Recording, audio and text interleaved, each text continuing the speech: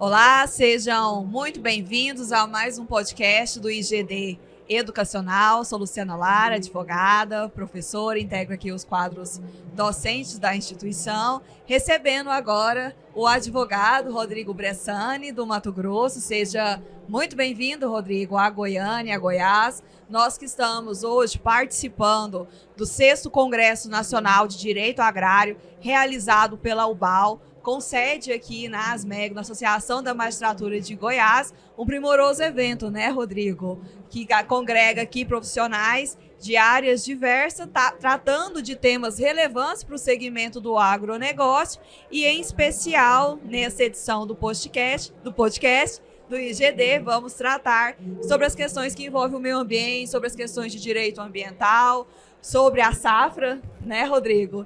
Então, temos aqui temas para poder discorrer, para poder compartilhar com todos vocês. E passo a palavra para o Rodrigo, para ele dar aqui a saudação inicial e também já dar um pouco spoiler aqui do que nós iremos tratar nessa tarde de hoje. Boa tarde, bom dia ou boa noite, né? Não sei que hora que nossos ouvintes estão aqui nos ouvindo e vendo. Quero só agradecer Luciana, agradecer ao IGD pelo convite, por essa possibilidade de estar aqui falando um pouquinho mais sobre essas questões que envolvem o agronegócio, o meio ambiente, o desenvolvimento sustentável.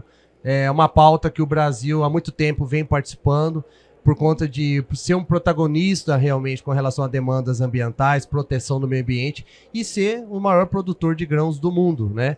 Então, hoje o Brasil, essa produção de commodities, ela vem há algum tempo incomodando alguns mercados, incomodando alguns países, e é extremamente importante essa agenda para a gente estar sempre à frente do tempo para evitar que maiores prejuízos venham acontecer ao setor produtivo, ao produtor rural, quanto à sua produção e escoamento da sua produtividade. Então, eu agradeço essa oportunidade de estar aqui para a gente conversar um pouquinho e falar especificamente o que foi de matéria hoje aqui na nossa palestra Moratória da Soja. Bacana, Rodrigo. Obrigada aqui por trazer essa contextualização e um tema bastante, né, importante aqui, relevante, discussão. Por vezes nós somos vistos, né, aí como inimigos do produtor, do agronegócio, mas não. Nós estamos aqui, né, no sentido de trazer esse conhecimento, de trazer essa perspectiva que congrega as duas áreas, que uma está completamente interligada com a outra, uma depende da outra, então não temos como, né, tratar de forma distinta. Mas tratando um pouco aqui do tema específico que foi abordado no painel do evento sobre a moratória da soja, quais são os principais reflexos que o advogado observa aqui no nosso cenário nacional atualmente? Primeiro, é bom a gente estar voltando um pouquinho atrás, dar um passo atrás, para a gente procurar entender o início, o porquê da sua criação, né? Então, a moratória da soja, ela é um pacto comercial e que ela teve como princípio ativo, né, a mola propulsora, um fato nacional que aconteceu em 2004, né, por conta de um avanço do desmatamento que houve naquele tempo e que não havia, naquela oportunidade, um mecanismo de controle, uma ferramenta, uma legislação completa que venha ao quê? A fazer essa proteção do bioma brasileiro, dos biomas, né? E fazer a regulamentação do que pode ou não ser utilizado de área dentro da propriedade rural. Então, a partir disso, em 2004, a ABIOV, né, que é a Associação Brasileira de Produtores de Oleaginosas, né, ela juntamente com seus associados, naquela oportunidade criou-se a figura da moratória da soja, visando o quê? Conter, impedir o avanço do desmatamento na Amazônia. E de que forma? Proibindo que os seus associados, a União Europeia, efetuasse a compra de soja de áreas oriundas desse bioma Amazônia, cuja abertura das áreas tem ocorrido após 2008, tá? Então o pacto ele foi criado em 2006, onde colocou-se um marco temporal que em 2008 esses países não iriam mais comprar produtos oriundos de soja de áreas abertas no bioma amazônico, tá? Então essa foi a finalidade da criação do pacto. Passado alguns anos, veio a promulgação do Código Florestal, e que aí sim, após a promulgação do Código Florestal, veio a proteger na sua totalidade as questões ambientais no Brasil. Porque através do Código Florestal que veio a regulamentar a questão de aberturas de novas áreas, que veio a trazer a figura do da área de reserva legal, da APP, que é a área de preservação permanente, ou seja, um raio-x dentro da propriedade rural do que poderia e o que não poderia ser explorado pelo produtor rural. Então, por essas razões, as quais eu acredito que óbvias, né, que a moratória da soja, ela perdeu o seu objeto, pelo qual o fim que ela foi criado, justamente porque teve um fato superveniente, que foi a promulgação do Código Florestal. Superada essa fase, eu acho que é importante dizer também que a moratória perdeu também o seu sentido, a sua razão de ser, é pelo qual a finalidade a qual ela foi criada, que é conter o avanço, ele não aconteceu, Luciana. A gente vê hoje, através de dados de inúmeros órgãos oficiais, que o desmatamento na Amazônia, ele continua avançando. Seja o desmatamento legal, que esse deve ser permitido e continuar, porque assim a lei o permite, mas também o avanço do desmatamento ilegal. Então a gente precisa, entenda, de outras medidas eficazes realmente para poder conter esse controle contra o desmatamento ilegal, porque a gente não pode cercear o direito de um produtor rural dentro da legalidade, o que permite o Código Florestal estar explorando dentro desses limites a produção de soja, carne, qualquer outra commodity dentro da sua área. Bacana, obrigada, Rodrigo, aqui por sua explanação, trazendo todo esse contexto normativo, legislativo e sua alteração e impacto que houve, né? E teve um dado levantado recentemente, na última quarta-feira, de que já foram, né, explorados 33% do mapa biomas, 33% dos recursos naturais brasileiros. Só que o bioma amazônico está na contramão dessa estatística, porque ele ainda é mais de 90% preservado, apesar, né, de ter esse avanço aí nessas questões que envolvem um bioma em específico. E tratando aqui do nosso cerrado, que você também mencionou, né, que é do Mato Grosso, então nós vamos puxar a sardinha aqui para o nosso lado, né, por assim dizer. Então, nós temos aqui em Goiás, o senhor mencionou aqui para nós o Código Florestal Nacional de 2012. Aqui em Goiás nós temos um Código Florestal específico. E no seu estado tem um Código Florestal que trata também sobre as questões atinentes ao bioma específico lá e como que ele é assimilado aqui com essa questão que envolve a produção e esses avanços aqui que temos tido no aspecto legislativo. Rodrigo? Com relação ao estado do Mato Grosso, a gente já possui há alguns anos o nosso Código Florestal, né? A gente tem esse Código Ambiental que vem sendo implementado também. É óbvio que não na medida que a gente precisaria, ou que gostaria que realmente acontecesse, mas de fato que a gente já possui uma legislação regulamentando o tema. Mas aproveitando o gancho, Luciana, que você bem colocou sobre a questão da preservação, e eu trago como exemplo o estado do Mato Grosso, que a maior prova de que quem produz é quem preserva é o produtor rural. E a maior prova disso são dados. A gente não tem como contestar dados, né? E lá em Mato Grosso, hoje eu faço parte do sistema FAMATO, atuando como gestor jurídico lá da pasta, a gente possui o nosso sistema, o IMEA, que é o índice que traz os dados oficiais do agronegócio, que é o nosso instituto. E lá a gente tem que, dos 60% do estado do Mato Grosso que possui sua preservação, desses 60% da preservação da floresta nativa, 40% é preservado dentro das propriedades rurais. E essa é a maior prova de que quem produz e quem preserva é o produtor rural. Então a gente precisa virar essa página, né, de que o agro é vilão, de que o agro é ruim, de que o agro desmata.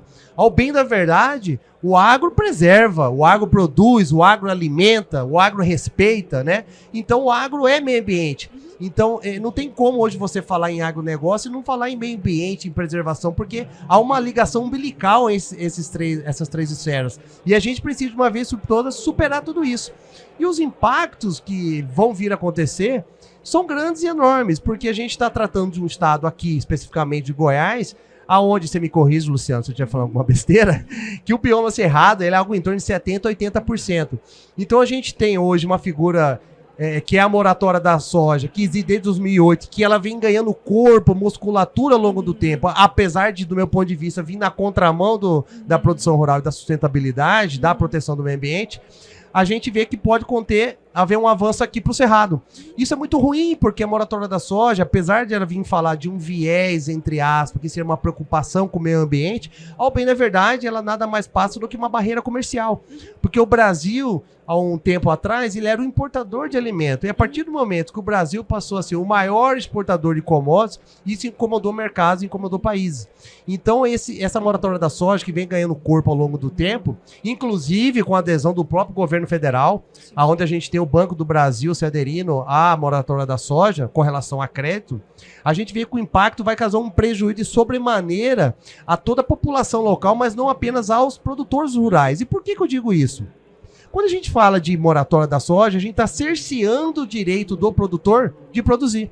A gente está cerceando o direito de produzir alimento, porque naqueles municípios onde a gente tem um índice de DH muito alto, são aqueles municípios em que há uma aptidão agrícola desses municípios.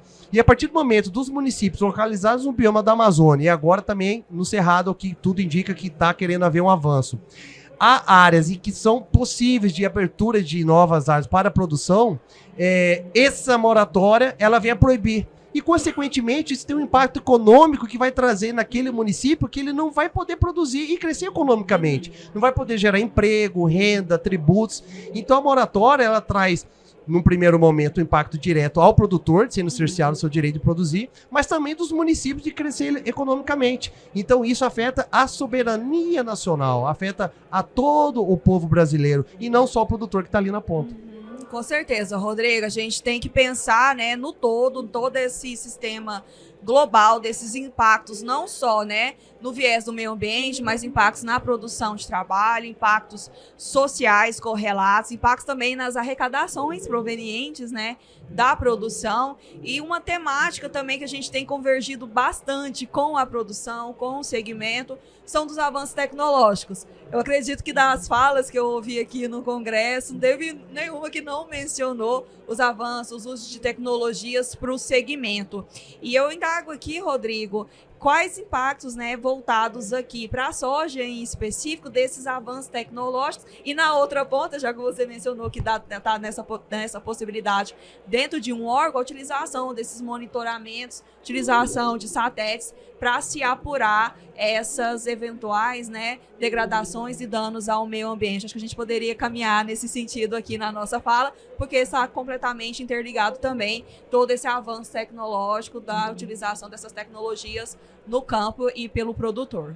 Sobre esse monitoramento, Luciana, é muito importante que há 2 dias houve um encontro no INSPER, liderado pelo professor Marcos Jan, que é para mim uma referência nacional dos assuntos do agronegócio, em que a Ambiov esteve presente e eles estavam tratando sobre justamente a moratória da soja.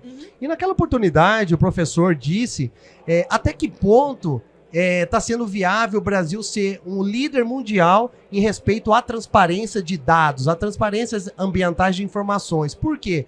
Porque a partir dessas informações, desses dados, dessa transparência que a gente tem, que é líder mundial, que a gente está sendo penalizado por esses pactos, né? Então é muito importante a gente fazer uma reflexão nisso tudo, não que eu seja contra, tá? Pelo amor de Deus, para não ser condenado amanhã. Sou totalmente favorável à transparência, né, ambiental, mas de a gente começar a fazer uma reflexão da informação desses dados, né? Do CAR, do mapeamento das propriedades, porque isso vai impactar, como você bem colocou, na economia brasileira, o impacto da tecnologia, porque a cada vez mais a abertura de novas áreas e a utilização do produtor rural de máquinas agrícolas, isso traz o quê? Um reflexo da produtividade e da nossa economia, porque a gente está tratando de maquinários de milhões de dólares, né?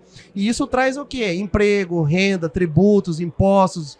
Então isso só vem o quê? A tecnificar cada vez mais que a gente produz mais em menos áreas. Então o investimento da tecnologia, que o Brasil é líder mundial, né, é referência, é a sustentabilidade que está ali na ponta. Porque quando a gente faz investimento em tecnologia, a gente está preservando o meio ambiente, porque há menos necessidade de avançar cada vez mais em áreas e aberturas de áreas de aptidões agrícolas, né? Porque, infelizmente ou felizmente, não sei qual que é a política do país que vai refletir sobre o que eu quero dizer, sobre o que é a taxa de natalidade. Porque a partir do momento que as pessoas continuam nascendo no Brasil e no mundo, essas pessoas precisam se alimentar. E a reflexão, a pergunta que eu faço, Luciana, é quem que vai alimentar essas pessoas, né?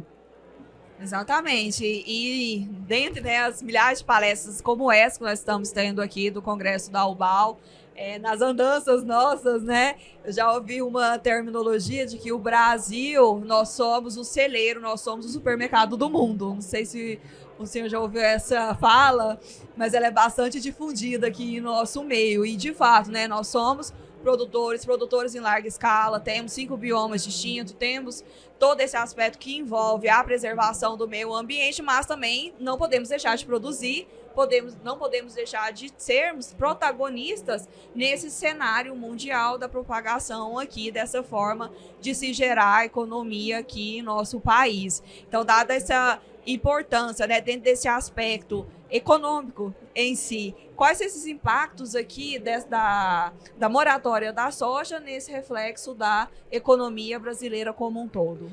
Olha, eu vejo como um verdadeiro retrocesso, né? Porque a partir do momento que você exercer o direito de uma exploração diária dentro da legalidade, respeitando as normas ambientais, né? Isso traz um reflexo não só ambiental, mas econômico, né? Foi isso que vai afetar o PIB da economia do Brasil. Porque o estado do Mato Grosso hoje, o agronegócio representa quase 60% do PIB. E a nível de Brasil, a gente trata de índice liberando quase em torno de 30%. Então, a partir do momento que você exercer o direito de você abrir novas áreas, novas frentes, dentro da legalidade, respeitando o meio ambiente, com preservação, com equilíbrio, acima de tudo sustentabilidade, você afeta o quê? Diretamente a economia do Brasil. E hoje a gente precisa, como exemplos de sustentabilidade, ferramentas, como você colocou, Luciana, a gente tem, para mim, hoje, um principal instrumento, ferramenta, um mecanismo de defesa, de controle, de produção e sustentabilidade, que é o CAR. Que é o CAR está inserido dentro do quê? Do Código Florestal. O CAR, para quem não sabe, é o Cadastro Ambiental Rural, que nada mais é do que o raio-x da propriedade. E através do CAR, se ele devidamente implementado, né, porque hoje a gente vê que não é uma pauta prioritária do governo, infelizmente, seja o governo federal ou o governo estadual, a gente não vê o avanço com a implementação do CAR. Porque os dados foram apresentados, inclusive aqui na nossa palestra, em que poucos por cento, algo em torno de 10% de Brasil e aqui de Goiânia, e Mato Grosso não é diferente a realidade, a gente tem de CAR validados algo em torno disso, de 10% de um cenário macro, né? Isso é muito ruim.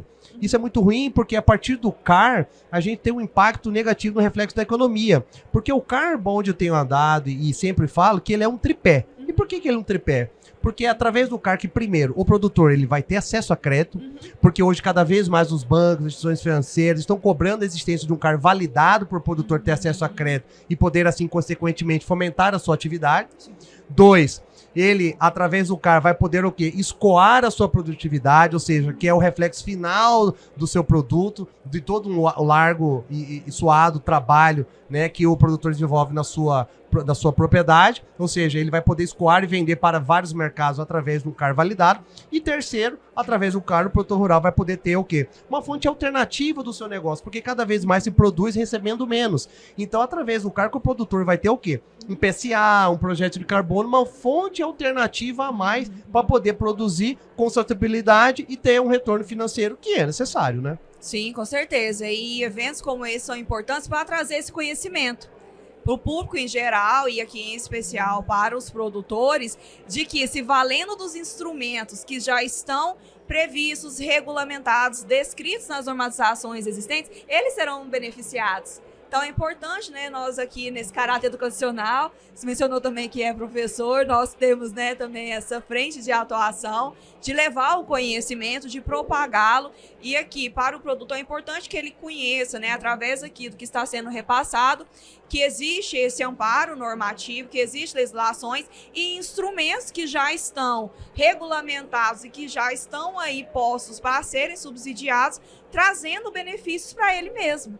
Então, a importância, né, de nós difundirmos esse conhecimento é nesse sentido de poder colaborar também, de certa forma, com todos esses avanços. E já partindo aqui, passa rápido, né, para as nossas considerações, eu gostaria, né, que você comentasse conosco, desse algumas orientações específicas referente, né, ainda aqui à moratória da soja, dentro desse cenário normativo, dentro dessa visão que você já trouxe aqui para nós, que você vê como um retrocesso, que orientações você daria aqui, né, para o produtor que possa aqui buscar cada vez mais essas orientações e que seriam pertinentes aqui para que ele tenha, né, esse conhecimento dentro dessa temática?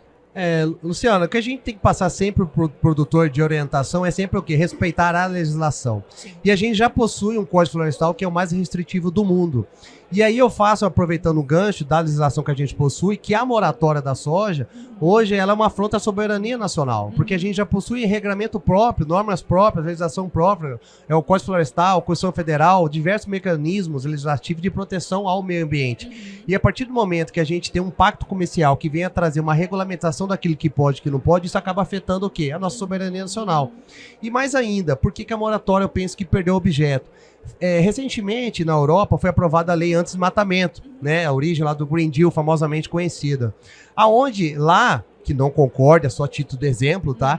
Esse Green Deal, ele coloca que aquelas áreas que produtos provenientes de aberturas ocorridas após 2020, dezembro de 2020, não serão objetos de compra de commodities pela União Europeia. Então, veja, a gente tem uma moratória da soja, criada lá em 2004, né, 2006, né, que coloca um impedimento de compra de soja apenas de áreas oriundas ao bioma Amazônia após a abertura de 2008, e a gente tem um novo regulamento europeu que coloca um novo marco, que é a abertura de novas áreas após 2020. O 2020, abertura quer dizer bem claro, desmatamento legal ou ilegal, o que é um absurdo, né? Então a gente tem dois pesos, duas medidas, né? Sim. Então a gente precisa, de uma certa forma, trazer o quê? É segurança jurídica, a gente precisa de uma uniformização de entendimento, de centralização realmente de regramento, para poder ter um direcionamento e, acima de tudo, uma previsibilidade do que pode e que não pode ser feito. Então é somente através dessa previsibilidade que o produtor vai poder produzir com segurança no campo e saber que aquilo que ele vai produzir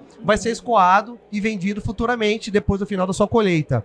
E já finalizando, Luciana, assim eu prometo, a orientação que eu trago agora para o produtor, né, é que se ele for adquirir ou comprar uma área, que leve em consideração e respeita essas normas ambientais brasileiras, mas acima de tudo, procurar entender o mercado internacional e cenário com relação a esse Green Deal.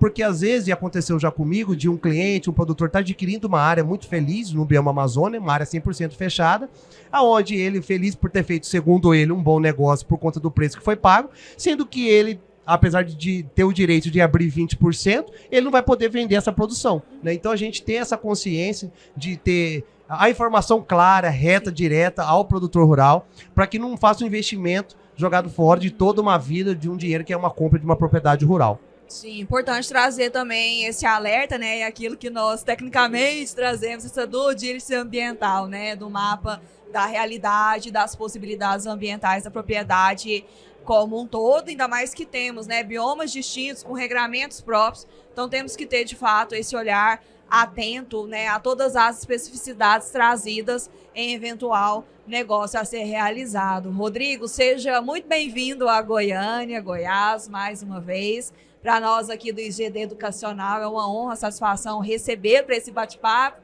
ainda que breve, mas você teve a oportunidade de expor aqui no Congresso e uma outra oportunidade para podermos desbravar cada vez mais essa temática que é tão latente, tão atual aqui dentro da nossa realidade. Então, eu passo a palavra aqui para que você possa trazer suas considerações finais nesse nosso podcast de hoje e deixando aqui abertas as portas para que você possa contribuir com o conhecimento em uma outra oportunidade conosco. Muito obrigada. Luciana, eu só tenho que agradecer a você, ao IGD, realmente, pelo convite, porque, como diria minha mãe, eu sou convidado, né? Agradecer pela oportunidade, a gente tá levando a informação, porque o que a gente tem visto no agronegócio é muita desinformação. E esses veículos de comunicações são importantes para a gente levar cada vez mais a informação correta ao produtor rural e, acima de tudo, a toda a sociedade. Então, parabéns pela iniciativa, parabéns pelo programa, e fico sempre à disposição de vocês aqui do IGD, sempre que possível e convidado, para estar prestando maiores esclarecimentos e debatendo os temas relacionados ao meio ambiente e ao agronegócio. Muito bom. E deixando aqui o registro, né, do nosso Instagram, o meu é @lucianalara.adv e o do Rodrigo. E o meu Rodrigo Gomes Bressani, seja no LinkedIn ou no Instagram. Coisa boa, nos acompanhem lá, eu tô sempre postando aqui essas questões que envolvem o meio ambiente e acompanhem também as redes aqui do IGD Educacional e muito obrigada aqui por todos que nos ouvem nessa oportunidade.